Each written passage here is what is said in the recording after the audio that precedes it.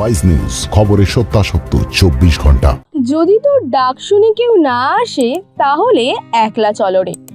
এই সাহস বাঙালির মনে জাগিয়েছিলেন এক বাঙালি কবি, যিনি আজ বিশ্বের দরবারে বিশ্বকবি নামে পরিচিত। তিনি হলেন আমাদের সকলের প্রিয় রবীন্দ্রনাথ ঠাকুর। আজ 25শে বৈশাখ, আজ কবিগুরু রবীন্দ্রনাথ ঠাকুরের 163তম জন্মবার্ষিকী। সত্যিই আমরা সার্থক বাঙালি হয়ে, যে জাতি রবীন্দ্রনাথ ঠাকুরের মতো একজনকে পাশে পেয়েছিলেন। যেমন প্রকৃতির 6টি ঋতু, সেই রকমই সারা বছর ধরে প্রত্যেকটি ঋতুতেই তার গান ও কবিতার মাধ্যমে আমরা তাকে স্মরণ করে থাকি।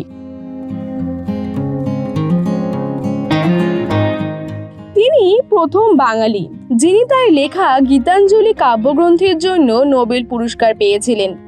তৎকালীন ব্রিটিশ আমলে এমনকি ব্রিটিশরা তাকে নাইটহুড উপাধি দিয়েছিলেন, যদিও ব্রিটিশদের ওপর পরে ক্ষিপ্ত হয়ে এই উপাধি তিনি ত্যাগ করেন।